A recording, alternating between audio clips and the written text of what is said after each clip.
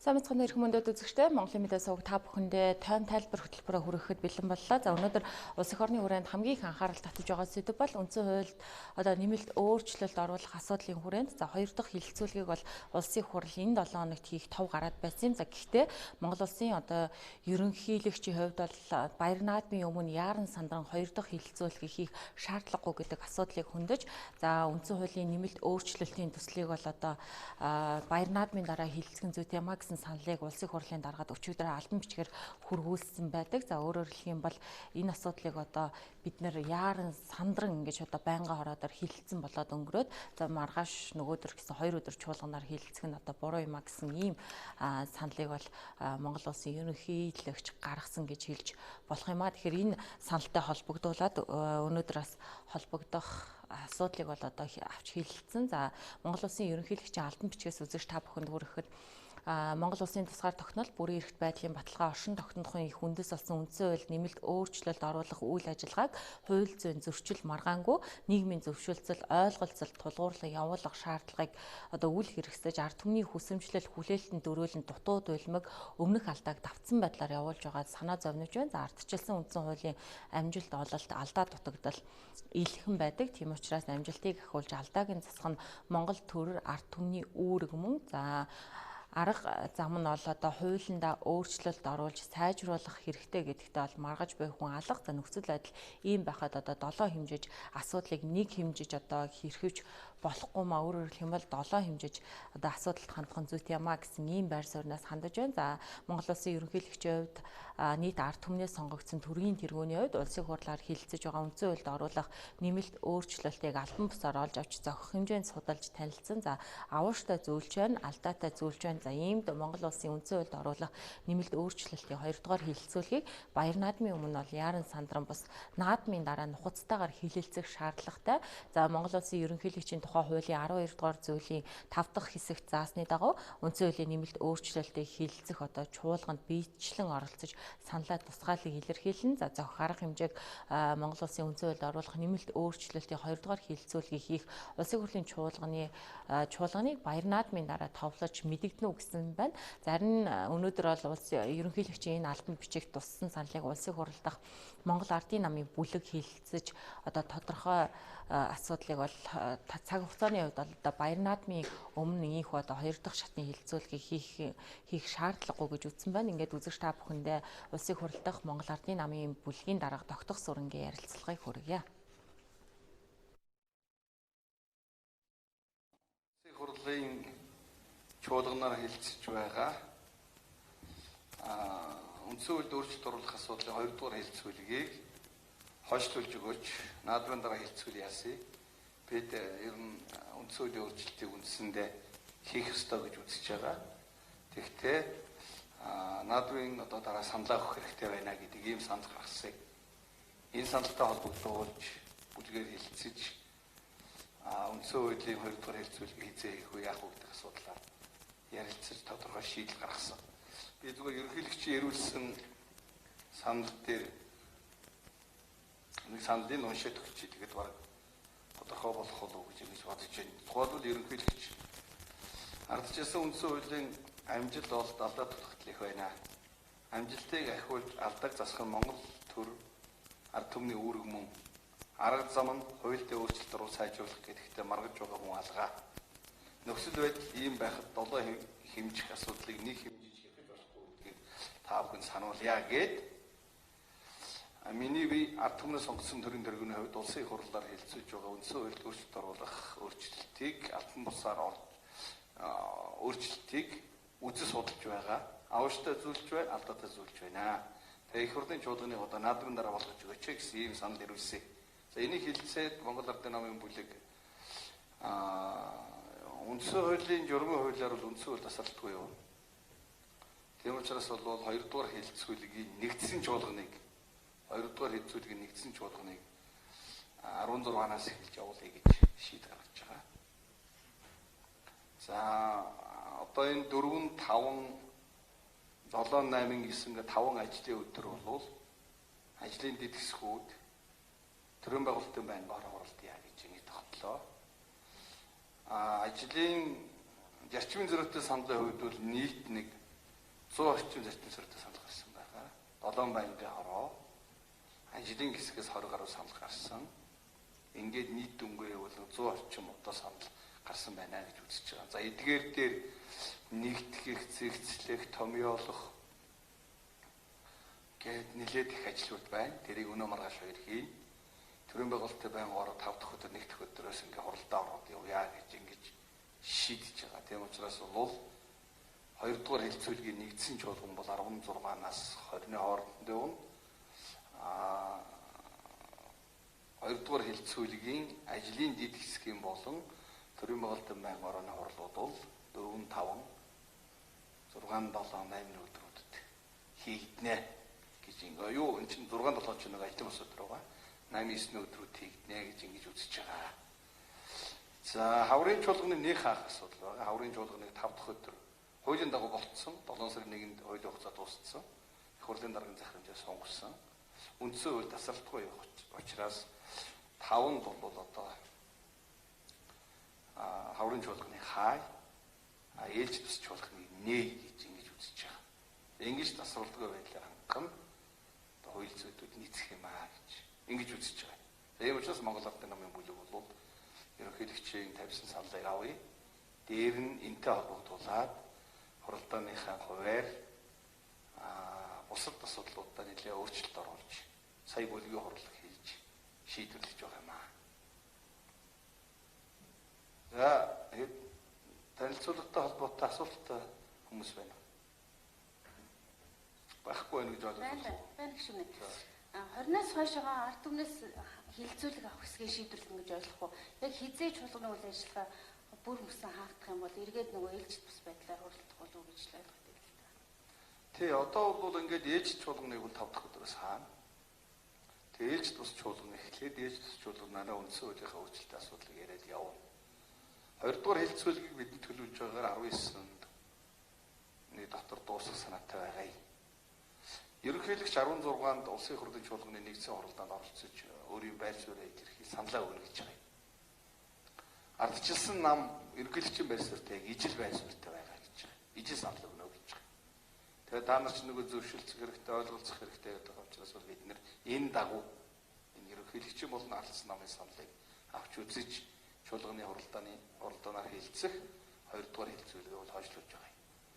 За энэ 2 дугаар хэлцүүлэг дууссаны дараа 20-наас хойш ард нийтийн саналсуулгыг хязгаар явуулах гэдэг асуудлыг мөн их хурлын чуулганаар хэлцэн шийднэ. Эсвэл 3 дугаар хэлцүүлэг рүү орно гэж шийдвэр гарна. Эсвэл ард нийтийн саналсуулга руу орно гэж шийдэл гарна. Тэгэхдээ наан нэг асуудал бий.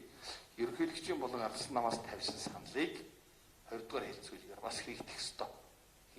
Тийм учраас бол хугацааны хувьд бол одоо нөгөө эн чинь үндсэн хуулийг зөвшөлдсөд ойлголцлоор явна. Олон санал хураалттай явдаг. Сая бол та нар байнгын орооны хуралдааны харсан баг. Тийм учраас бол бас яг тодорхой тэдэнд дуусчихна гэдэг шууд хэлэхэд бол бас хэцүү байна. Тэгэхээр 7 дугаар сарын 16-нд ерөнхийлөгч улсын хурлын чуулганы хуралдаанд оролцож саналаа хэлнэ. За ингээд 2 дугаар хилцүүлэг нь 7 дугаар сарын 17-наас 19-ны хооронд болно гэсэн мэдээлэл байна. За улсын их хурал үндсэн хуульд оруулах нэмэлт өөрчлөлтийн төслийн 2 дугаар хилцүүлгийг маргааш нөгөөдөр гэсэн 2 өдөр хийх тав гарсан байсан ч ийхүү хойшлолоо. Зарим бүлгийн одоо хуралдааны өмнө өнөөдөр хууль зүй болон за эдийн засгийн байнгын ороо хуралдаж энэ дагуу одоо 2 дахь хилцүүлэгт бэлтгэж төсөлтөөр бол өөрсдөө санал дүгнэлтийг бол нэгтгэсэн. За гишүүдийн хувьд нийгмийн бүхэл харилцааны суурь болсон үндсэн хуулийн төслийг сайн талаас нь ярихаас гадна сул талуудыг нь хилцэж сайжруулах ёстой гэсэн ийм байр сууриас асуудалд хандаж байна. За үндсэн хуульд оруулах нэмэлт өөрчлөлтийн төсөлд сум дүүргийн засаг даргыг тухайн нутаг дэвсгэрийн иргэд 4 жилийн хугацаатай сонгоно. За мөн сум дүүргийн иргэдийн төлөөлөгчдийн хурал хуулиар тогтоосон хязгаарын хүрээнд за өмчийн болон татвар тогтоох эрхтэй байхаар тусгаж өгсөн. За энэ мэдчлэн орон нутгийн удирдлагын тогтолцоотой холбоотой зарим өөрчлөлтийг бол эргэн харах ёстой эхэлж байгаа. За харин ажлын хэсгийн үүнд одоо дараах тайлбарыг өгч байгаа юм а. За ингэж одоо эргэж харах шаардлага бол мэдээж одоо бид нар засгийн газрын бодлого шийдвэр одоо нэгжтэй буюу энэ сум баг хороондоо хэрэгждэг байх ёстой. За гэтэл энэ залгамж чанар алга болох үе гэсэн ийм болгоомжлол бас нэг талдаа байгаа. За ингээд үзэгч та бүхэндээ улсын хурлын ажлын хэсгийн төлөөллийн байр суурийг хүргье. Сумын засаг дарга зэрэг одоо ямиг сонгохоор шийдэж байгаа юм байна. Тэгээ энэ сумууд чинь одоо ингээд бас нэгдмэл улсын тогтолцооны хувьд одоо бас эрсдэл учруулах тийм тал байна уу гэсэн тийм асуулт байна гэж ойлгосон. Тэгэхээр нутгийн өөрөө удирдах байгууллагын чиг үүрэгт энэ одоо ажлын хэсгээс гарч байгаа дүгнэлтэнд нэг ийм үг орж байгаа л да. Иргэдийн хурал уучлаарай. Тэгэхээр хуулиар тогтоосон хязгаарын хүрээнд өмчийн удирдлагыг хэрэгжүүлэх, татварын хувь хэмжээг тогтоох хэрэгтэй гээд нутгийн өөрийн удирдах байгууллагын чиг үүрэг, төсвийн харилцааны зарчмыг тухайн нийтлэг дэвсгэрийн эдийн засаг нийгмийн амьдралын тодорхой онцлогт нийцүүлэн хуулиар тогтоож болно гэсэн ийм дүгнэлт бол ажлын хэсгийн дүгнэлтэнд орж байгаа юм. Тэгэхээр энэ юу хэлж байна вэ гэхлээрээс ер нь сумдын онцлогийг харна гэсэн үг. Хилийн бомтын сум, байгалийн баялаг ихтэй сум, энтрийн онцлогийг харж тэр эрхшилжүүлэх асуудлаа бол хязгаартай хийнэ гэдгийг одоо энд ингэж ойлгол зохилтой гэж. Тэр сумын даргыг сонгуулийг одоо дэвсгэр нутгийнх нь ард иргэд сонгохыг яриул сум дүүрэг дээр. Бус нь бол баг хэвээрэл байгаа шүү дээ.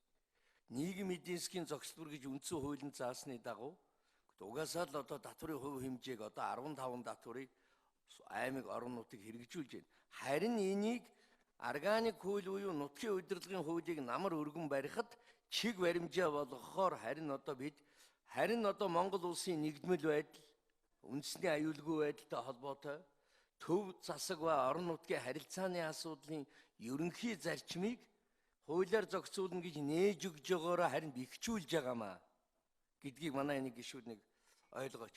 За тэр ямар хүмүүс одоо сонин хүн очиод сумын дарга болчихно.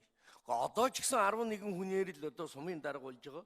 Тэр 11-ийг энэ тэндээс гаргаад гаргана шүү дээ. Харин бол гаргаад 50 шүү дээ. Тийм нөхцөл байдал бол одоо ч байж байгаа. Энэ гарснаар ийм болчих юм биш. Тэгэхээр харин органик хуулиндаа одоо ямар гал хамгаалалтууд байх вэ? Тэр одоо үндэсний аюулгүй байдлын дархлаа, юунуудын асуудлыг бол ярьж болох юм а гэж. Хоёрт нь одоо бид биш үү? Финляндийн үндсэн хуулийг та нар тарааж өгсөн. Скандинавын орнуудын Норвегийн үндсэн хууль бол арай тодорхой. Ер нь орон нутгийг бол биш үү? Нутгийн удирдлага өөрийн удирдлагыг тулгуурласан нутгийн удирдлага байна. Үүнийг бол хуулиар зохицуулнаа. Засаг захиргаан нутаг дэвсгэрийн нэгжийг хуулиар зохицуулна гэж хүртэл бичсэн байгаамаа. Энэ манайх биш үү? Ерөөсөө өөрсдийгөө ер нь бол шүү дээ их сонин байдалд оруулаад идэг. Үндсэн хууль хэд тунхагийн шинжтэй бол энэ бол шүү дээ хөтбөр тунхагийн шинжтэй бол нэг болдоггүй. Хэд журам хит одоо биш үү бүх юмыг наривчлаад хайцагтаад өгвөл амьдрал баян учраас үндсэн хууль чинь яг хатуу янз бүрийн зүйлтэй уучраад амьдралын явцад бол үндсэн хуулиараа бүх бурууг жихэд иргэд дайраад идэг. Ийм учраас яг одоо хувь процент жингийн тааруулж зохицуулж өгөхгүй бол бүх юмыг үндсэн хуулийн дээр аваачих гэж. Органик хуулиар үнэхээр зохицуулах гээд болохгүй бужигнуулаад идэг юмыг бол харин үндсэн хуулийн зарчмыг нь зааж өгөө гэдэг зарчим барьсан гэдгийг хэлье. За хоёр дахь нь бол тэр би бол хууль зүйн байнгын хороо одоо яг би бас Ахмад гишүүний хувьд нэг юм хэлчихье гэж бодсон. Энэ хууль зүйн байнгын хороо бол биш үү? Их хурлын энэ хуулийн бодлого тэр дотроо шүүхийн бодлогыг авч явах одоо тарих толгой уураг тарих нь болсон газар. Тэгээ би их гуйсан. Энэ хуулийн байнгын хорооны удирдлага болоод гишүүд энэ шүүх эрх мэдлийн хэсгийг та нар хариуцаад яваад өгөөч ээ. Санаа оноогоо хэлээч ээ. Ажлын хэсгүүдэд хуваарлсан дэд хэсгүүдэд. Ингээд би 2 жил гаруй одоо гуйлаа. Хэллээ. Яг одоо вандад нас нэг үүрэг хариуцуулсны хувьд. Тэгээ биш үү? Энэ манай энэ одоо залуучуудыг залуу сайхан одоо шижгэнсэн хуульчдад бол их итгэж байгаа. Энийг аваад гарнаа. Яагаад тэгэхээр одоо яг тэр юугийн тааруулаад хувийнхаа юмыг оруулахтаа биш. Тэр үнцэг өөр штэ. Нуухын авах нүдийн сохолж болохгүй энэ шүүх засаглал, шүүх эрх мэдэл гэдгийг ноён нуруутайгаар тэгээд одоо тэр шудраг ёсны баталгаа байх хэмжээнд нь авэж хөшүүргүүдийг бол суулгаж өгөхөд бол одоо туслаач ээ, оролцооч ээ. Та нар ингэж манлайлах үүрэгтэй штэ гэж мөн ч олоодаа хэлсэн дээ. За энийгээ бас нэг сайн бодцоогоорой гэдгийг та бүхэндээ хэлье. Тэгээ хэмжиж энэ асуудал орж ирсэн. Төгс төгөлдөр юм байхгүй. За ямар ч байсан бид нэг одоо энэ амьдралынхаа сүүлийн 20 хэдэн жилийн одоо энэ шүүх хуулийн амьдралын энэ одоогийн болоод байгаа юмнуудад одоо дүн шинжилгээ хийгээд гадаад орнуудын тэр жишг мишгийг ерөнхийд нь харгалзаад ингээд оруулаад ирсэн асуудал байгаамаа гэдгийг хэлье. За харин бол энэ дээр ярихад бол тэр цэцмэцэг бүгдийн ер нь шүү дээ орон тооны байна мэн гэсэн үг ерөөсөө байхгүй шүү дээ. Одоогийн үндсэн хууль нь шүүхийн ерөнхий зөвлөлийг бол тийм юм байхгүй. 5 хүнтэй орон тооныхоор хийдсэн.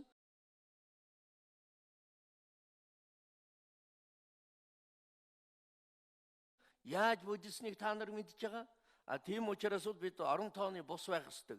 За эцэст нь би өчиг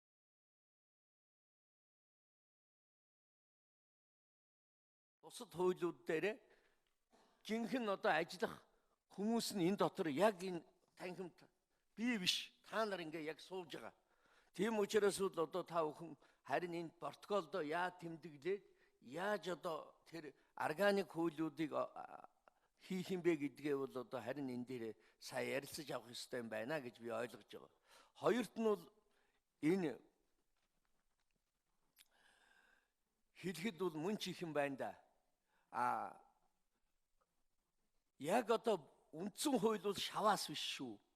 Бас нэг ажиллах органик хуулийн дээр та бүхэн ажиллах тийм орон зайгаа авж үлдээ. Тэгээ одоо тэр нийгмийн шударга ёсны энэ хүсэмжилд хариу өгөх зайлшгүй шаардлага байгаа учраас одоо энэ дээр одоо онцгой анхаарч одоо энэ хэрвээ ингээд батлагдах юм бол шууд одоо маргаашнаас нь энэ шүүхийн хууль, прокурорын хууль, байцаан шийдэх хуулиуд, цэцгийн хууль гээд бүх хуулиуд руу одоо орох шаардлага байна гэдгийг хэлье. Саналаа өгье гэж энэ дээр оролцсон хойшлуулж өгөөч гэдэг.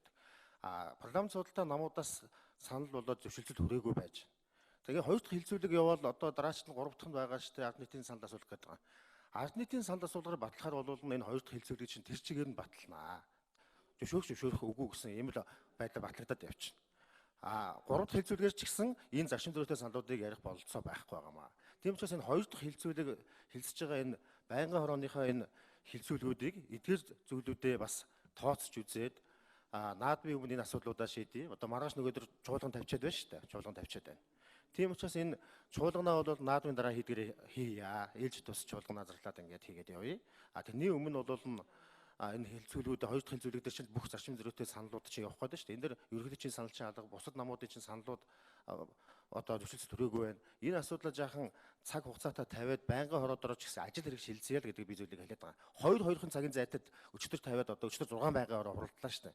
Үгээр чинь одоо юу хэлцэж амжих юм бэ 2 цагийн дотор ингээд дараагийн байнгын хороо хуралдах чинь ингээд шахагдаад ингээд явчихад байна. Тийм учраас энэ дээр ажил хэрэгч энэ дээр яаралгүй ингээд хандаад явъя л гэдэг ийм зөвлөгөө би асуугаад байгаа шүү дээ. За урд нь бол 2 удаа Монгол Улсын ерөнхийлөгчөөс үндсэн хуулийн нэмэлт өөрчлөлтийн төслийн талаар санал авахар бичиг явуулсан. Сарын хугацаанд хариу ирээгүй. Энийг бол тусгаалсан санал өгж үзнэ гэдэг энэ дагуу процедур маань явж байгаа. Гэхдээ Монгол Улсын ерөнхийлөгч одоо чуулганы болон байнгын хорооны хуралдаанд бас оролцоод саналаа гаргах одоо бүрэн эрхтэй. Энэ эрхийнхаа дагуу энэ эрх нь бол төрийн байгуулалтын байнгын хороон дээр эдлэгдэх байхаа. Энэ эрхийг нь бас эдлүүлэх тал дээр өчтөр бас Монгол Улсын ерөнхийлөгч ирүүлсэн бичгийг өөрийн биеэр чуулганы хуралдаан, байнгын хорооны хуралдаанд оролцсомоор нь өөрийн биеэр одоо саналаа илэрхийлмээр гэсэн хүсэлтэд бас ирүүлсэн байна лээ.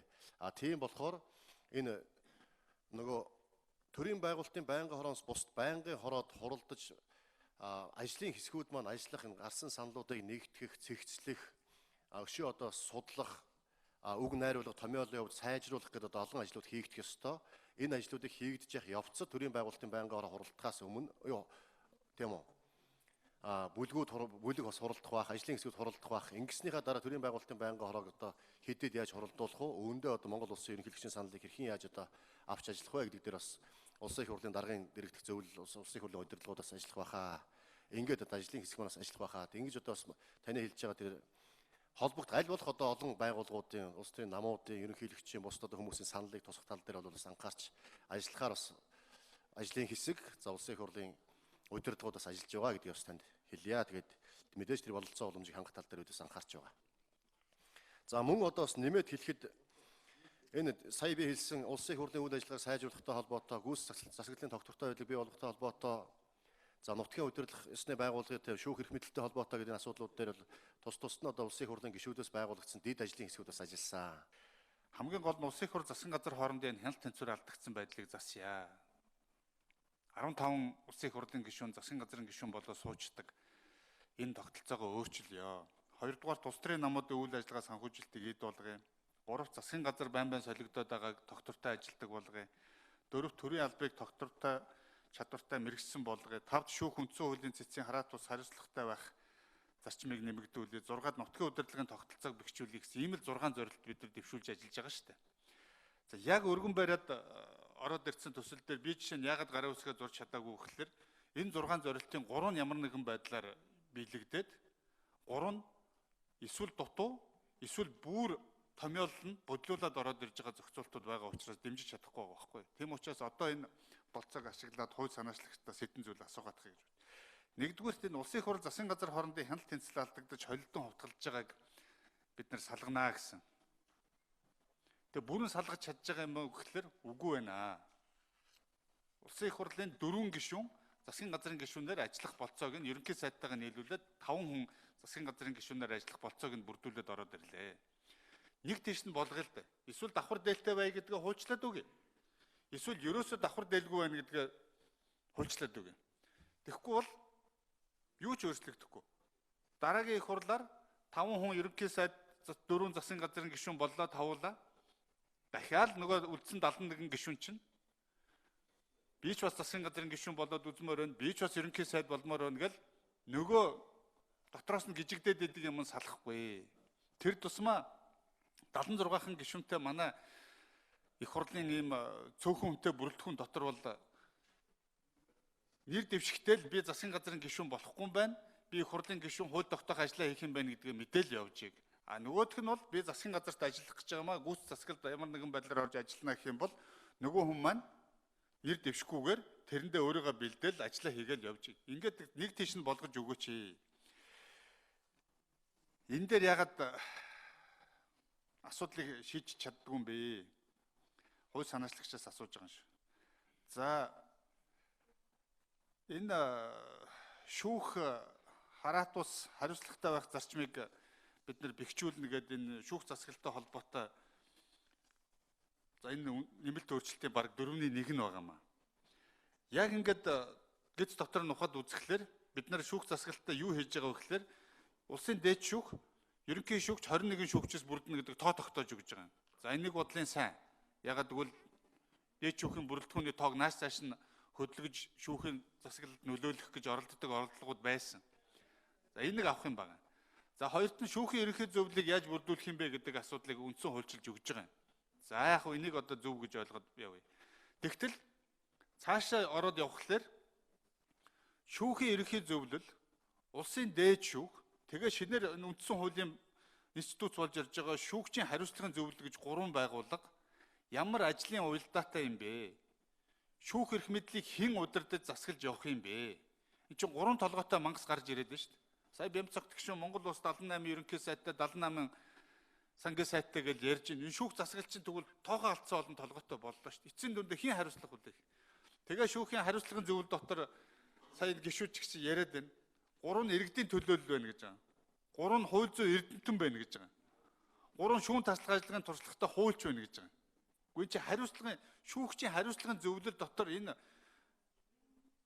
хууль зүйн эрдэмтэн иргэдийн төлөөлөл таслах ажлагын туршлага энэ юм чинь ингэж томьёолдоо олох ёстой юм уу? Бодит амьдрал дээр энэ хэрэгжихгүй шүү дээ. 3 бие бинийгаа сонсдгоо. Өнөөдөр шүүхийн ерөнхий зөвлөл дээд шүүх 2 шүү дээ. 2 тийшээ хараа суудсан. 2 тустай байгууллага. Дээд шүүх нь ямар бодлого боловсруулж байгаа, шүүхийн ерөнхий зөвлөл нь юу хийж байгаа мэдж байгаа юм байхгүй хоорондоо. А гэтэл үндсэн хууль чинь шүүхийн дээд байгууллага бол ерөнхий дээд шүүхээ гэж заасан өгүүлбэр байж байгаа шүү дээ. Тэрийг болохоор шүүн таслах ажиллагаан дээр л дээд шүүх гэж тайлбарлаад байгаа байхгүй үгүй байхгүй юу? Анх энэ үндсэн хууль хийжсэн хүмүүс чинь шүүх засаглал чинь толгойтой байх хэрэгтэй юм байна. Толгой нь дээд шүүх юм байна гэж бодоод шүүх засаглалын дээд шүүх нь тэргүүлэх юм аа гэд үндсэн хуулиараа заагаад өгцнийг үгүй захиргаа нь бол ерөөсөө хамаагүй хүний нөөц, хөрөнгө мөнгө, байр сав, шүүхийн хариуцлага, ёс зүй тэр бол ерөөсөө дээд шүүхт хамаагүй. Тэр бол тустай байгууллагаас салгаад одоо дээр нь хариуцлагын зөвлөл гэж байгуулад энэ гурван байгууллага чи яа дараа нь бид нар нийлүүлж авах юм бэ? Энийг нэг тийш нь болгож миний бодлоор бол ядаж энэ ерөнхий зөвлөл, хариуцлагын зөвлөл хоёр нь дээд шүүхтэй ажиллаа тайлагнадаг байх ёстой. Энэ үндсэн хуулийнхаа суур заалт зарчмыг бид нар ойлгож энэ нэмэлт өөрчлөлтүүдийг хиймээр байна. За гол санаа зовоож байгаа энэ үндсэн хуулинд орж байгаа нэмэлт өөрчлөлтийг яг одоогийн байдлаар нь дэмжиж чадахгүй байгаа шалтгаан бол энэ 4-р бүлэг нутгийн удирдлага. Анх бид нар энэ нэмэлт өөрчлөлтийг ярьж байхдаа, концепцийг ярьж байхдаа аймаг нийслэл, сум дүүрэг, баг хороо гэсэн энэ гурван шатлалын аль нь дээр нь илүү ачаалал өгөх юм бэ гэдгээ тогтъё гэд сум дүүрэг бол нутгийн удирдлагын үндсэн нэгж байна гэдгээ тохирсон шүү дээ. Өөрөөр хэлбэл аймаг нийслэл бол дамжих шат. Сум дүүрэг дээр бол нутгийн өөрийн удирдлагын болон төрийн захиргааны удирдлагын үндсэн чиг үүрэг функцүүд сум дүүрэг дээр ирнэ. Хөрөнгө мөнгө нь тэнд төвлөрнө. Эрх мэдэл нь тэнд төвлөрнө.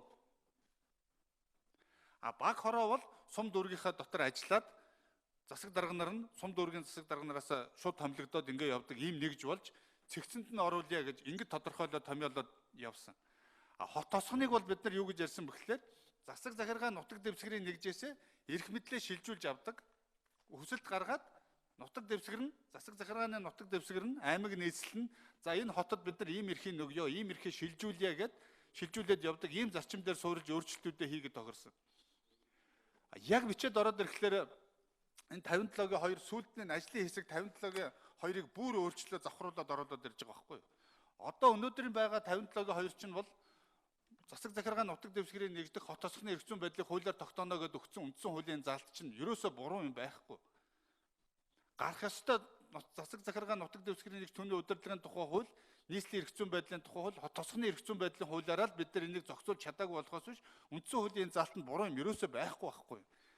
Тэгэхээр одоо өөрчлөх гээд байгаа юм бүр аюултай болгож оруулж ирж байгаа.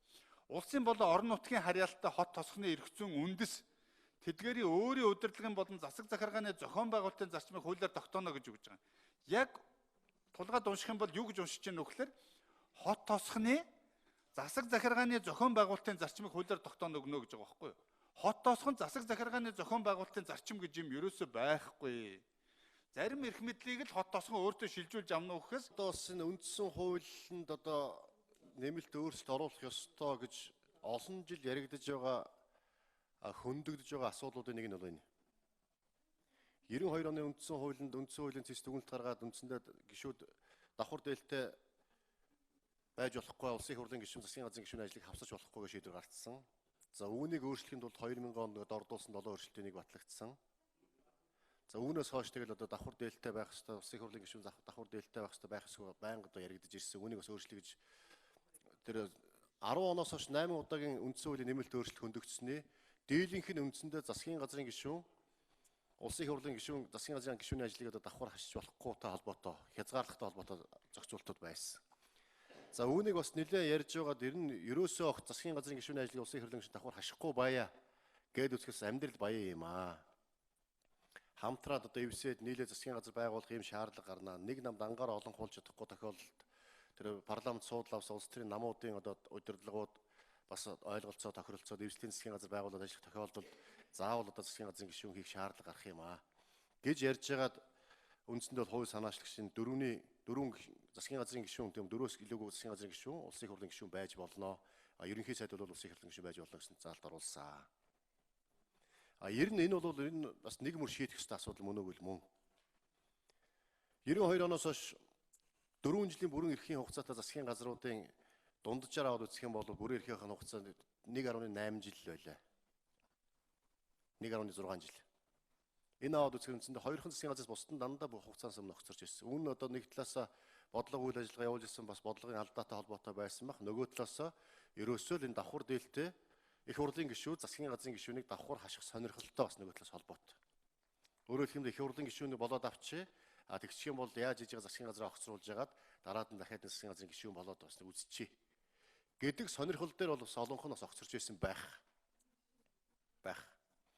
Тийм болохоор энэ засгийн газрыг гүйц засаглалыг бас тогтвортой ажиллуулахад бол уул нь бол миний зөв хувийн бодол бол энэ улсын их хурлын гишүүд давхар дээлтэй буюу засгийн газрын гишүүнийг давхар хашихгүй байх ёстой. Зөвхөн одоо ерөнхий сайданд засгийн газрын гишүүнээ их хурлын гишүүн байж болохоор. Гэхдээ нэгэнтээ одоо хувь санаагчлал олонх нь ингэж үзээд ороод ирсэн. Энэ дэр одоо бас гишүүд зарчмын зүйлээс саналууд гаргасан. Ер нь гишүүд улсын их хурлын гишүүд давхар дээлтэй засгийн газрын гишүүн байх нь димээ гэдэг саналууд гарсан. Мэдээ дээр хилцүүлгийн явцдаа шийдэгдэх байх. Олон нийт бол үндсэндээ засгийн газрын гишүүн, улсын их хурлын гишүүн, засгийн газрын гишүүн давхар хашгийг дэмждэггүй. Ер нь засгийн газар маань бид нэгэнтээ үндсэн хуулийн нэмэлт өөрчлөлтийн хүрээнд бас энэ гүйц засаглалыг тогтвортой ажиллуулъя. Энэ дандаа ингээд жил 6 сарын хугацаатай засгийн газар байдгийг болиулъя. Нэг 4 жилийн хугацаанд бүрэн эрхийг гүйцэтгэх байя. Ингийн тулд одоо яавал энэ засгийн газар огцордог болох уу гэдэг бас агуулга үндсэн хуулийн өөрчлөлтийн гол зорилго нь болж байгаа. Гэхдээ дахиад энэ давхар дээлтэй гишүүдийг бас оруулж ирж байгаа нь дахиад засгийн газар тогтворгүй байх бас нэг үндэс суурь болчих магадгүй юм. Энийг одоо хилцүүлгийн явцаас ярьж болох байхаа одоо гэж бодож байна. Тэгэхээр үндсэн хуулийн одоо нэмэлт өөрчлөлтийн төсөлд бол ерөнхийлөгчтэй холбоотой тодорхой заалт орсон. За ажлын хэсгийнхний өгч байгаа мэдээлэлээр бол одоо байгаа ерөнхийлөгчийн одоо эрх хэмжээтэй холбоотой асуудлыг бол хөндөөгүй. За харин Монгол улсын ерөнхийлөгчид нэр дэвшигчийн насны одоо босхыг бол 55 хүргэж одоо өндөрсгөж өгсөн. За энэ нь бол одоо хэд өндөр босго байна гэдгийг улсын хурлын зарим эмэгтэй гишүүн илэрхийлж байгаа. За үүнийг багасгаж 50 болгох хэрэгтэй гэдгийг өнөөдөр бас хууль зүйн байнгын хорооны хуралдаанд оролцсон гишүүн хөндөж байсан. За гэхдээ энэ санал бол байнгын хорооны хуралдаанд бол дэмжигдээгүй. За мөн эдийн засгийн өнөөдөр бол байнгын хорооны хуралдаанаар үндсэн хуульд оруулах нэмэлт өөрчлөлтийн төсөлд за байгалийн баялагын тэгш хуваарлалтыг бий болгох эдийн засгийн өр өгөөжийг одоо иргэдэд хүртээмжтэй байлгах асуудлыг бол гишүүд хүндсэн. За учир нь бид одоо 1992 онд баталсан үндсэн хуулиндаа хэдийгээр байгалийн баялагийг одоо тэгш хүртээмжтэй хуваарлах асуудал байгаа боловч өнөөдөр бодит байдал дээр бол хэрэгжиж чадаагүй гэдэг асуудлыг улсын хурлын гишүүд хөндөж байсан. Тэгэхээр бид бол эдийн засгийн холбоотой энэ асуудалд үндсэн хуулийн нэмэлт өөрчлөлтөн дээр л онцгой анхаарч зайлшгүй тусгаж өгөх зүйтэй юмаа гэсэн байр сууриас эдийн засгийн байнгын хорооны гишүүд хандаж байсан юм а. Ингээд тэдний тайлбарыг хүргэе. Иргэдтэй уулзж байхад яригдсан хамгийн чухал асуудал нь энэ эдийн засгийн холбоотой зохицуулалтыг хийж өгөөч гэсэн асуудлууд байгаад байгаа юм а.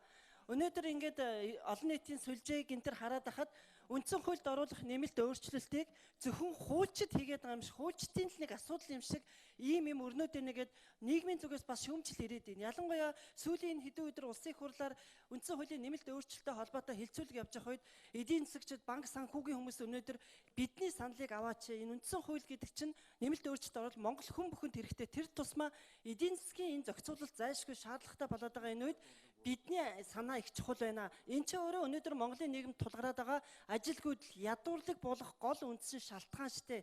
Тиймээс бидний санал чухал гэж хэлээд байгаа. Тиймээс өнөөдөр эдийн засгийн байнгын хороон дээр энэ асуудлыг нухацтай авч хэлцээд санал хураагаад энэ үндсэн хуулийн нэмэлт өөрчлөлтөн дээр эдийн засгийн бодлогыг дэмжсэн заалт заавал орох ёстой. Өнөөдөр иргэдтэй уулзж явах тэр битгээл төсвийн тогтвортой байдлын тухай хууль гэж Монгол улс гаргацсан хэрнээ энийг хэрэгжүүлдэггүй.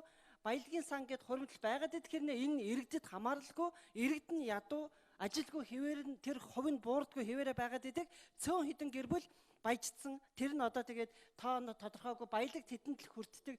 Тийм учраас энэ баялагын тэгш байдлыг хангах, эдийн засгийн тэнцвэржүүлэлтийн тэгш байдлыг хангах асуудал хамгийн чухал яригдаад байгаамаа.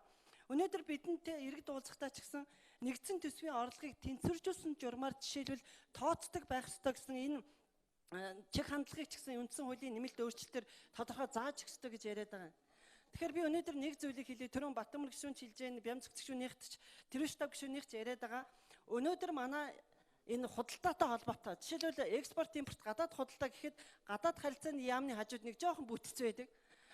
Хүнс хөдөөжгөн хөнгөн үйлдвэрийн яам дээр болохоор жижиг дунд үйлдвэрийг дэмжих гээд бас нэг жоохон зээлийн асуудал байдаг.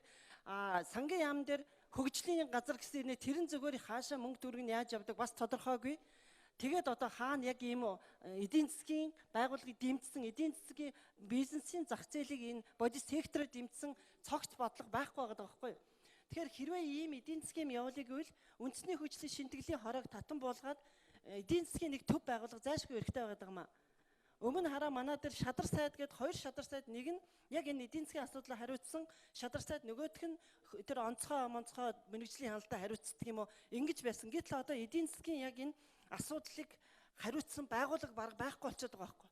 Өмнө нэг аж үйлдвэрийн яам гэж байхад бас ч гэж нэг тодорхой нэг хариуцдаг хүнтэй яамтай байсан бол одоо энэ байхгүй байгаа. Тийм учраас энэ биднэрт өнөөдөр яриад байгаа улс төрийн хямрал өөрөө эдийн засаг дээрээ буугаад энэ өөрөө нийгмийг хямраагаад нөгөө ажилгүйд ядуурлан огт буурахгүй байгаад байна шүү дээ. Өнөөдөр иргэдээ уулзж явах бид ядуу байна гэж хэлээд энийг шийдэхин тулд бид үндсэн хуулиудаа энэ эдийн засгтай холбоотой зохицуулалтыг бол заавал оруулж өгөх хэрэгтэй. Өөрөөр хэлбэл төлөвлөгөөний комисс байх ёстой гэдэг дээр бол би санал нэг байгаад байгаа юм. Харин яаж энийг одоо тооцоолж оруулах уу гэдгийг л бид нар сайн ярьж суужгаад томьёоллоо маш сайн гаргаад өгөх хэрэгтэй. Хэрвээ ийм эдийн засгийн тусгай институт бий болгоё гэж байвал бид нар тэр үндэсний шинтгэлийн хороо гэд одоо юу хийгээд байгаа юм ч мэддэхгүй нэг тэзүү гаргадаг гэсэн нэ тэзүүгөөч гаргаж чаддгүй сангийн яамн дээр бас нэг адилхан ийм бүтц байгаад идэг. Тийм учраас энэ эдийн засгийн бодлогыг дэмжсэн яг тодорхой төв байгууллага байна. Энэ бол бие даасан байна. Гэхдээ төрийн одоо тийм өмнөх төлөвлөгөөний комиссийг байгуулга байя гэдгийг энэ заавал тусгаж өгөх хэрэгтэй байна. Өнөөдөр бид нартай яриад байгаа бүх хүмүүс тэгээд ш та нар ингээл улс төр засаг өрх мэдл булаацсан юм л яриад ах эсвэл шүүх гээд тэгэхээр бид нар эдийн засгийн асуудлыг маш сайн тусгаж өгөх хэрэгтэй байна. Өчигдөр жишээлбэл нийгмийн бодлогын байнгын орон дээр баялагын саанта байя хуримтлал гэдгээр бол жишээлбэл санал хураагдаад дэмжигдээ явж. Тэгвэл өнөөдөр эдийн засгийн байнгын орон энийг баталгаад оруулаад явчих хэрэгтэй. Хуримтлал бий болох үүднээс. Тийм учраас бид нар өнөөдөр энэнгээр харин нөгөө ажилгүйд ядуурлаа буурах иргэдтэй эдийн засгийн баялагийг тэгш хуваарлах тэр гарцыг бид нар үндсэн хуулиар оруулж өгөхгүй бол одоо юм өөрчлөгдөхгүй. Тэр тусмаа дараагаар яг ийм юмар явбал өнөөдрийн бид нар яриад байгаа ажилгүйдлийн төвшин, ядуурлын төвшин яг хിവэрэ дахиад 20 жил явнаа. Иргэд хэцүү байж та амьдрал нь. Тэгэхээр энийг бид нар үндсэн хуулийн өөрчлөлтөөр бол зааж өгөх ёстой гэж бодож байгаа. Зарим хүмүүс бол нэгдсэн төсвийн тэнцвэржүүлсэн тэнцэл нь тухайн төсвийн жилийн дотоодын нийт бүтээгдэхүүний 2% илүүгүй алдагдaltaй байна юм уу эсвэл ашигтай гарна гэдгийг ч зааж өгөх ёстой гэж хүртэл саналуудаа эдийн засгчдын зүгээс гараад байгаа учраас бид үндсэн хуулийн өөрчлөлтөөрөө эдийн засгийн харилцааг зохицуулсан төрийн нэг институт өмнөх шиг төлөвлөгөөний комисс шиг ийм зүйл байх ёстой гэдгийг тодорхой бас нэг тусгаж өгөх хэрэгтэй. Үүнгээр санал хураалт явахыг би бас зөв гэж бодож байна. Ингэжээд бид ажлын байрыг олноор бий болгоно. Тэгэхгүй бол одоо хүнс хөдөөж байгаа хөнгөлдөрийн яамны хажууд би хэлээд энэ нэг жоохон бүтэц гадаад харилцааны яамны хажууд зүгээр нэг гадаад худалдаа гэдэг үг нь хамгийн чухал юм байгаа хэрнээ тэнд өнөөдөр орон тоонч хүрэхгүй боловсон хүчинч байхгүй гэж яриад байна шүү дээ. Тийм учраас л бид нар энийг үндсэн хуулийн өөрчлөлтөөс тодорхой зааж өгөх зайлшгүй шаардлага байна гэж үзэж байна. Тэгэхээр бидэнд бол юу гэхээр төрийн хүчтэй зохицуулт дутагдж байгаа. Энэ төрийн зохицуулт гэдэг дотор юу хамаарах вэ? Маш их асуудал хамаарна. Энэ дотор бол бодлого, төлөвлөлт сая тэр Мэдээ Жансан гişиг яриад байгаа дунд урт хугацааны бодлогод хэрэгтэй байна. Тэр МҮОНРТ-ийн социализмын үед бол 5 жилээр төлөвлөд тодорхой амжилтанд хүрсэн шүү Монгол улс. Нэгдсэн үндэсний байгууллагын голын үзүүлэлтүүдийг маш сайн хангаж тухайн үедээ бол бас ер нь бол маш сайн амжилтууд бол гарч ирснийг би бас хэлье гэж ингэж бодож байгаа юм л да.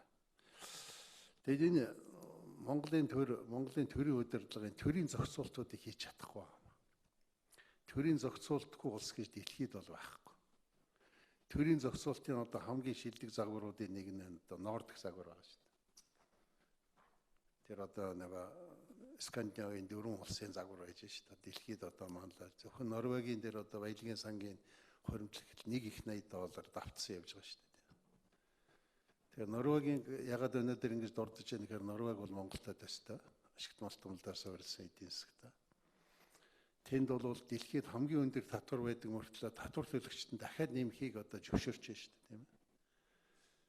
Тэгэхээр бид их олон талын зүйлийг л юм бодох шаардлагатай байгаа юм л да.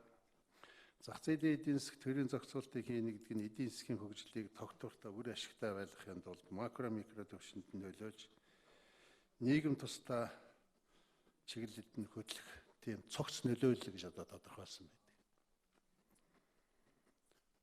Тэгэхээр бид нар бол энэ шинэ үндсэн хуулиндаа бол энэ төлөвлөлттэй холбоотой төрийн зохицуулттай холбоотой энэ заалтуудыг бид нэр их сайн оруулж энэ үндсэн хуулийг бол эдийн засгчлуулах, эдийн засгийн одоо тэр үр нөлөөг энэ үндсэн хуулинд их сайн хийж өгөхгүй бол дандаа улс төрийн нийгмийн хүний эрх гэд ингээ явчихаараа зэрэг цааталт нь бол тэр суур зүйл нь бол эдийн засгийн дараа тогтох ёстой. Энэ юмнууд нь хаягдаад байгаа юм болов уу гэсэн надад нэг юм бодол төрөөд байна. За бид нар бол одоо өнөөдөр бол улс орноо бодлоготой, далаацтай төлөвлөлттэй хөгжихийн оронд гарч ирсэн засгийн газар болгоно өөрснөө төлөвлөлт хийгээл. Одоо 2030 одоо тогтвортой хөгжил 2030 гэдэг одоо нэгдсэн үндэсний байгууллагаас гаргасан тийм баримт бичиг байгаа шүү дээ. Энэний дагуу бол Монгол улс тэр тогтвортой хөгжлийн үзэл баримтлал 2030 гэдгийг баталчихсан. Энээс илүү одоо тийм төлөвлөлт гэж юм бол байхгүй. Энээс илүү. Энд бол бүр дэлхийн хэмжээнд Монгол улсын хэмжээний зөвлөлтийг төлөвлөсөн байна. Нэг хүнд ногдох дотоодын нийт бүтээгдэхүүний хэмжээ 30 он хүртэл ямар хэмжээнд байх вэ? Энэ төлөвлөлтийн тэрэ одоо барьж ажиллах ийм шаардлага бол байгаамаа. Тэгэхээр энэ бодлого төлөвлөлттэй холбоотой зүйлүүдийг их сайн бодож хийх ёстой. Манайхан бол ингээд төрийн зохицуулт байна уу гэхээр зэрэг байгаад байгаа шиг байна. Буруу гэдэг төрийн зохицуултаа. Хийж чадахгүй юм болонгууд нь одоо тэр зах зээлийн эрэлт нийлүүлэлт нэг үл үзэгдэгч гар шийднэ гэдэг. Сая тэр Лүндэ Жансан гишүүн дээр одоо Смитийн үг хэлж яана л да. Тэрийг бол үл үзэгдэгч гар гэж байгаа юм л да. Энэ дэлхийн нийтээр хэлдэг үг. Энэ бол модноос гарцсан. Хүн төрөлхтний түүхийн одоо аваад үсгээр энэ Маркс гэж нэг хүн тэр сая Адам Смитийг хэллээ. Гурав дахь нь Кейнс гэдэг нэг хүний одоо нэр их давтагч байгаа юм л да. Маркс нь бол одоо төрийн өмчтэй байна. Адам Смит нь болохоор одоо төр бүгдийг одоо хоёрын хвшил эрдэл нийлүүл зохицуулна гэдэг. Кейнс нь болохоор юу гэхээр илүү төрийн зохицуулттай байх юм бол одоо хөгжнө гэдэг. Энэ бол одоо 21-р зуунд бол модонд орж байгаа. Энэний жишээ нь бол юу гэхээр одоо Скандинавын орнуудын туршлага гэдэг ингээд. Чөлөө зах зээлд бол мөнгөөр илэрхийлэгдсэн хэрэгцээг эрэлт нийлүүлэлтээр дамжуулан зохицуулдаг. Гэтэл мөнгөөр илэрхийлэгддэггүй хэрэгцээ гэж бас байгаа шүү дээ. Энийг бол төрийн зохицуултаар хэрэглэнэ. Төрийн зохицуултаар одоо хийдэг. Төрийн бодлоготойгоор хийдэг. Тийм учраас бол энэ Бат Эрдэнэ гишүүн дээр одоо тэр бодлого дунд урт хугацааны одоо тэр бодлого төлөвлөлт гэсэн зүйлүүдийг оруулж ирэхээр тэр одоо зарчмын зөрүүтэй санал гаргаж байгаа юм. Тэгэхээр би Лүндэ дараагаас асуух гэж байна л да. Ер нь бол тэр 21-р зүйл дээр тэр дунд урт хугацаанд бодлого төлөвлөлттэй гэсэн ийм зүйл оруулахд бол харшлах юм байна уу? Тэгээ манай улсын үндсэн хуульд бол олон хөвшил бүхий эдийн засгтай байна. Аж ахуйн бүх хөвшлийн хөгжлийг дэмжинэ. За хувийн өмчийн аливаа хэлбэрийг хүлээн зөвшөөрнө. Хувийн өмчийг хамгаална. Хувийн аж ахуйн эрхлэх эрхийг баталгаажуулна гэд 5-16 дугаар зүйлүүд дээр ийм ерөнхий юмнууд нь бол байгаад байгаа юм. Тэгээд энэ нэмэлт өөрчлөлтийн нэг зорилго бол юу вэ гэхээр энэ эдийн засгийн хувьд Монгол улс бас урагшаа хөгжих. Энийг одоо тулгамж байгаа асуудлыг үндсэн хуулийн хүрээнд шийдэх зорилго агуулгаж байгаа гэж ойлгож байгаа. Тэгээд дэлхийн өрсөлдөх чадварын индексээр хамгийн сайн явж байгаа эхний 30 улсыг бид нар харж үзсэн. Тэрний 3.2-оос илүү нь парламентын тогтолцоотой. За дээрээс нь хараа тус шүүхтэй, авилгагүй, хууль тэгш үйлчилдэг юм байгаад байгаа.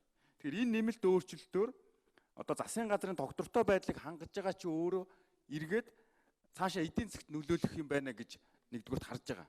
Хоёрдугаарт хуулийн тогтвортой чанартай байдал маш чухал. Тэгвэл хууль байн өөрчилдөг, хэд цөөхөн гишүүн баталдаг. Энэ байдал нь өөрөө хувийн бизнес эрхлэгчид, хувь хүмүүст бол маш сөргөөр нөлөөлдөг. Бизнесийн үйл ажиллагаа төлөвлөлөө хөрөнгө оруулалтаа хийгээ явж хуулийн нормгоор нь өөрчилждэг. Тэгэхээр энэ байдлыг зогсоох зорилгоор жишээлбэл хуулийн 39-с дээш гишүүдээр батлах энэ зохицуулт орж байгаа нь аяндаа бол бизнесийн хөгжлийг дэмжинэ гэж харж байгаа. Хараа тус шударга шүүх хэрэгтэй. Одоо яг шүүхийн судалгааг харахаар ахиадын дэлхийн өрсөлдөх чадварын индексийн нэг элемент нь хараа тус шүүх байгаа юм. Энийг бизнес эрхлэгчдээс авдаг Монголоос асуусан чи ерөөсөө бизнесийн маргаан, улс төрийн том сонирхолтой маргаан дээр хараа тус шүүх байхгүй байна. Энэ нь бизнес эрхлэхэд том төвөг учруулж байна гэдэг юм бол гарч байгаа. Сүүлийн жилүүд энэ өөрчлөгдөөгүй. Энийг шийдвэрлэх зорилгоор бид нар шүүхийг хараа тус хариуцлагатай шударга болгож байгаа. Тэгэхээр үндсэн хуулилд оруулах нэмэлт өөрчлөлтийн төсөл нь бол хариуцлагатай, доктортой, тэнцвэртэй гэсэн энэ гурван чиглэлд бол гол анхаарлаа хандуулсан гэж хэлж болох юм. За хуулийн төслийг одоо яг ард нийтээс санал асуулгаа аваад явах юм бол 10 дугаар сард ард нийтийн санал асуулгаа авч за 11 дугаар сарда багтаагаад үндсэн хуульдаа бид нэмэлт өөрчлөлт оруулах юм одоо тов урьдчилсан байдлаар гараад байгаа юм. За үзэгч та бүхэндээ бид үндсэн хуулийн нэмэлт өөрчлөлт одоо оруулахад юун дээр анхаарах шаардлагатай байгаа юм бэ? За үүн дээр одоо өнөөдөр улсын хурлын холбогдох байнгын ороод ямар санал одоо гаргаж байгааг инхүү үзүүллээ.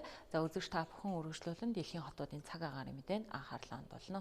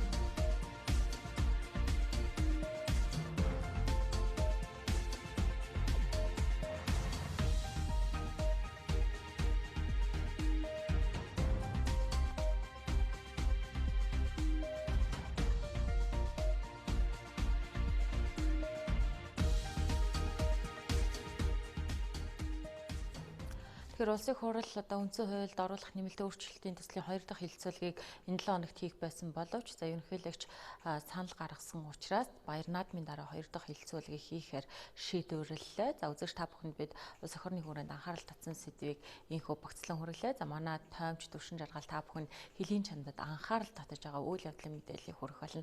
За манай улсын хэмжээнд бас үндсэн хуулийн нэмэлт өөрчлөлтийн төсөлд олон нийт анхаарлаа хандуулж байна. Хөлийн чандад хамгийн их анхаарал татсан мэдээлэл юу байгаа вэ? За баярлалаа үлээ. Тэгэхээр үзэгчдэд энэ арамын төргий. За өнөөдрийн тойм тайлбар хөтөлбөрөөр миний үндэж ярих байгаа сэдэв бол Европын холбоотой холбогдож байна. Европын холбооны 28 орны удирдагч 3 хоногийн туршид үргэлж ирсэн одоо ширүүхэн санал зөрөлдөөнө арилгаж Еврокомиссийн одоо болоод за Европын холбооны удирдах одоо дээд байгууллагуудын тэргүүнүүдийг тэргүүнд одоо нэр дэвшигчдийг сонгосон явдал нь бол өнөөдрийн онцлог мэдээлэл болж байна. За гишүүн орнуудын удирдагчид бол Европын холбооны сүүлийн одоо 60 жилийн түүхэнд анхудаага Европын институтуудыг одоо эмэгтэйчүүд тэргүүлэх одоо ийм сонголтыг хийсэн гэдгийг ихээхэн онцолж байна. За юуны дөрөв Жан-Клод Юнкерийн оронд тус холбооны засгийн газар гэгддэг Еврокомиссийг тэргүүнд за Урсула фон дер Лайены нэрийг дэвшүүлэхээр боллоо. За тэрээр Германы анхны одоо эмэгтэй батлан хамгаалахын сайдын албыг хашиж байгаа ийм хүн юм. За канцлер Меркелийн бас дотны одоо хамтран зүтгэгчдийн нэгэ гэдгийг онцолж байгаа. За харин Европын холбооны санхүүгийн бодлогыг хариуцдаг Европын төв банкны тэргүүний одоо бол олон улсын валютын сангийн тэргүүн асан Кристин Лагардын нэрийг дэвшүүлэхээр ийм тохиролцоонд хүрсэн байна. За гэхдээ тэдний аль аль нь бол маргааш анхны чуулган наих шинээр сонгогдсон Европарламентын одоо гишүүдийн дэмжлэгийг авч ээж энэ албыг хаших хэрэгтэй болох юм. За одоогийн Еврокомисс болоод Европын төв банкны тэргүүн нарын бүрэн эрхийн хугацаа бол 10 дугаар сарын 31-нд дуусах ёстой байгаа юм. За үүний зэрэгцээ Европын зөвлөлийн тэргүүн Дональд Тускийн оронд бол Бельгийн ерөнхий сайд Шарл Мишелийн нэрийг дэвшүүлэхээр болсон. За харин Европын холбооны аюулгүй байдал гадаад бодлогын асуудал эрхэлсэн дээд төлөөлөгч за өөрөөр хэлбэл Европын холбооны гадаад хэргийн сайд гэж хэлж болох одоо энэ албан тушаалыг одоо хашиж байгаа Фредерика Могеринийн оронд бол Испаний гадаад хэргийн сайд Жозеп Боррелийн нэрийг дэвшүүлэхээр ийм тохиролцоонд хүрсэн байна. За Урсула фон дер Лайены хувьд бол Еврокомиссийн тэргүүнд нэр дэвшигчдийн дотор өмнө нь бол нэр нь дурддагдж байгаагүй. Тиймээс гинтийн сонголт байсан гэж одоо зарим мэрэгчлэнүүд тодорхойлж хэвлэлүүд ийм одоо гарчиг бүхэн нийтлэлийг хэвлэлийнхаа хуудаснаа бичиж байна. За Шарл Мишелийн хувьд бол Бельгийн ерөнхий сайдаар өмнө ажиллаж байсан туршлагаараа за Европын холбооны гишүүн орнуудын эв нэгдлийг маш одоо чадварлагаар хангаж чадна гэж итгэж байгаагаа улс төрчид илэрхийлж байна. За Жозеф Боррелийн хувьд бол гадаад хэргийн сайдаар ажиллаж байсан ийм туршлагатай хүн. За Европ парламентыг тэргүүлж байсныхаа хувьд бол холбооныхоо ашиг сонирхол үнэт зүйлсүүдийг одоо хамгаалагч болох хүн гэмээр үнэлэгдэж байгаа. За Кристин Лагардын хувьд бол олон улсын асар их туршлагатай, олон улсын валютын сангийг удирдах байсан одоо тэр хугацаанд бол энэ одоо сангийн нэр хүндийг олон улсын давцанд өндөр өргөж чадсан ийм хүний хувьд Европын төв банкны одоо шилдэг ерөнхийлөгч болж чадна гэж бодож байгаагаа Европын зөвлөлийн тэргүүн Дональд Туск илэрхийлж байсан юм а. За өмнө нь Еврокомиссийн тэргүүнд бол Нидерландын социал-демократ намын гишүүн Франц Тиммермансын нэрийг дэвшүүлэх магадлал өндөртэй гэж тооцогдож байсан тухай бид өмнө нь бас мэдээлж байсан. За гэвч одоо Вишеградын гэгддэг одоо бүлгийн орнууд буюу Польш, Унгар, Словак, Чех улсууд бол эрс эсэргүүцэж байснаар бол түүний нэр хасагдсан. За уг нь түүний нэрийг дэвшүүлж Европ парламентод өргөн барьж санал хураалт явуулахыг бол Германы канцлер Меркель, за Францын ерөнхийлөгч Макрон нар за өнгөрсөн 7 хоногт Осакад болсон эх хорийн одоо дээд уулзалтын хүрээнд уулзалт хэлэлцээ ихтэй хилцэж тохиролцож одоо дэмжсэн. За гэвч одоо ийхүү Тиммерманс нэгэнт шаардлагатай дэмжлэгийг авч чадахгүйгүй байгаа гэдэг нь тодорхой болсон учраас дахин одоо өөр нэр дэвшигчдийг санал болгож байгаа тухай мэдээлэл ирж байсан. За тухайлбал бол Дэлхийн банкны ерөнхийлөгч Кристалина Георгиевагийн нэр энд багтаж байсан. За гэвч одоо бүх гишүүдийн дэмжлэг авах нь эргэлзээтэй тооцогдож учраас ийхүү хасагдсан байгаа юм. За ер нь бол өнөөгийн улс төрийн нөхцөл байдал Европын холбооны хувьд бол шин хэмээн улс төр судлаачид энэ ташрамд тодорхойлж байна. За өнгөрсөн 5 дугаар сарын сүүлчээр болсон Европ парламентын сонгуулийн дүнгээр бол Европын ардын нам, за социал-демократ нам гэсэн энэ хоёр гол нам тус парламент дахь олонхын судлаа алдчихсан. За тиймээс илүү том эвсэл байгуулахад хүрсэн. Өөрөөр хэлбэл тус хоёр нам либералуудын оролцоотойгоор эрх баригч эвсэл одоо байгуулахад хүрсэн. За Европ парламентд либералууд Европыг шинжлэх нь нэртэй одоо фракц байгуулсан. Тиймээс ч одоо Европын холбооны удирдах дээд албан тушаалтнуудыг сонгоход эрх баригч эвсэлд багтсан одоо эдгээр намууд эхлээд тохиролцоонд турж билууга одоо ижил тэгш хуваахыг чармаа баггүй цаг авсан гэдэг ийм одоо шүүмжлэлийг өрнүүлж байна.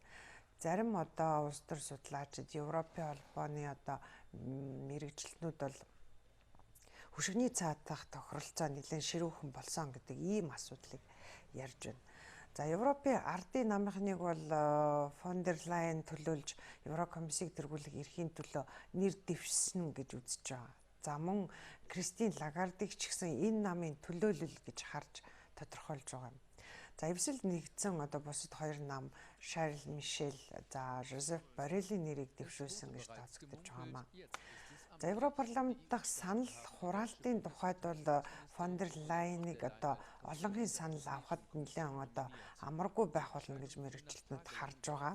За учир нь Европын нэгдсэн нам, за социал-демократ ногоо намынхан ч гэсэн одоо Еврокомиссийн тэргүүнд бол Европын парламентын сонгуульд нэр дэвшигчдээс сонгох хэрэгтэй гэдэг тохиролцоонд урд нь одоо хүрч байсан. За энэ тохиролцоо гэхдээ одоо хуульчилж одоо дүрм журманда оруулаагүй учраас заавал даах тийм үндэслэл байгаа. Ерөнхийдөө ийм аман тохиролцоо бол байсан. За хэрвээ энэ тохиролцоогоо дагсан бол Европын нэгдсэн намын нэр дэвшигчээр бол Германы Манфред Weber-ийг Нидерландын социал-демократ намын Франц Тиммермансыг тодруулах ёстой байсан гэж үзэж байгаа. За гэвч одоо нэгэнт хууль эрх зүйн ийм одоо тохиролцоог хууль эрх зүйн үед одоо баталгаажуулж чадаагүй учраас заавал одоо Тиммерманс Weber гэдгийг нэр дэвшүүлэх ёстой гэсэн ийм одоо шахалж шаардлагыг аль аль тал нь үзүүлэх юм боломжгүй болсон. За одоо нэр дэвшигчид бол ямар ч байсан тодорхой болчиход байгаа. Харин Европ парламентод олонхын дэмжлэг авч чадах уугүй юу гэдг нь бол энэ сарын дундуур болох одоо санал хураалтаар шийдэгдэх ёстой болж байгаа. За Европ комиссийн шинэ тэргүүлэхэд одоо Европ парламентын нийт 751 гишүүний 376-аас дээш санал авчиж сонгогдох ёстой болно. За харин одоо өнөөдөр эхлэх Европ парламентын чуулганы анх дугаар хуралдаанаар бол шинэ тэргүүнийг одоо сонгох ёстой болж байгаа. За одоогоор бол Европ парламентын шинэ тэргүүнд бол Герман, Испани, Итали, Чехийн гэсэн одоо энэ Чех гэсэн одоо энэ улсуудын төлөөлөлөг нэр дэвшигчээр тодруулж чад байгаа. За санал хураалтыг бол нууцаар явуулна. За нэр дэвшигчдээс хэрвээ одоо хинж дийлэнх олонхын одоо санал авч чадахгүй бол шинэ нэр дэвшигчдтэй 2 дахь одоо 3 дахь шатанд өрсөлдөнө гэдэг ийм асуудал ярьж байгаа. За Урсула фон дер Лайены хувьд бол Еврокомиссийн тэргүүнд нэр дэвшигчээр тодорсон эдгээр санал авахтаа бол бас эргэлзээтэй гэдгийг түрүү хэлсэн. Ер нь бол Германы дотоодод тэр улс төр судлаачид, за улс төрчид нь мэрэгчлэтнүүд одоо Урсула фон дер Лайен Еврокомиссийн тэргүүнд нэр дэвсэн явдлыг бол эсрэг тесрэг ийм байр суурьтай байгаагаар илэрхийлж байна. За зарим нь бол одоо Урсула фон дер Лайен Европ парламентын сонгуульд нэр дэвшээгүй ийм хүн. Тийм учраас түүний одоо Европ комиссийг тэргүүлэх энэ хугацаанд хийж хэрэгжүүлэх ажлуудын тухай түүний бодлого үйл ажиллагаа ямар байх тухай мэдэх боломж байхгүй байна гэдэг ийм шүүмжлэлийг Германы дотоодод хүртэл өрнүүлж байна. За нөгөө талаасаа бол одоо Германы талын нэр дэвшигч ийхүү Еврокомиссийг тэргүүлэхээр болж байгаад их одоо баяртай байгаагаа илэрхийлэгчид ихээхэн байна. За Урсула фон дер Лайены хувьд бол Оросын холбооны улсын одоо ажиглагчид байр сууриа илэрхийлэхдээ Оросын эсрэг байр суурийг ихээхэн баримталдаг ийм хүн, нэлээд хатуу ийм байр суурьтай хүн байгаа. Тийм учраас за ямар ч байсан Урсула фон дер Лайен Еврокомиссийн тэргүүн болох юм бол Европын холбоо Оросын харилцаа бас одоо нааштай болох сайжрах ийм алхам хийгдэх нь эргэлзээтэй гэдэг ийм одоо таамгуудыг дэвшүүлж байна. За мөн Бундесвер буюу Германы батлан хамгаалах яамныхны хувьд бол Урсулаг одоо Еврокомиссийн тэргүүнд нэр дэвсэнд их талархалтай хүлээн авч байгаа гэдэг ийм мэдээллийг Германы хэвлэлүүд бичсэн байгаа юм чинь бол Бундесверийн тэргүүнээр одоо сонгогдож ажиллаж эхэлснээсээ хойш Урсула болон батлан хамгаалах яамны одоо удирдах дэд албан тушаалтнуудын хооронд санал зөрөлдөө нэлээ их шууган ихтэй байдаг учраас одоо дэвшүүлээд Европын комисс руу явуулах нь бараг Бундесверийнхний хувьд бол их нааштай шийдвэр болох нэ гэж харж байгаа, тайлбарлаж байгаа бас асуудал гарч байна. Тэгэхээр энэ тухай бид мэдээллийг маргаашийн тойм тайлбараар хөтөлбөрөөрөө хүргэн маргааш Европ парламентын анх дугаар чуулган болно. За энэ талын одоо шинэ мэдээллүүд ирэхээр үзэгч та бүхэндээ хүрэх болно. Анхаарлаа хандуулсанд баярлалаа. За баярлалаа. Үзэгч та бүхэн өргөжлүүлэн ойрын өдрүүдийн цаг агаарыг мэдээнд анхаарлаа хандуулно.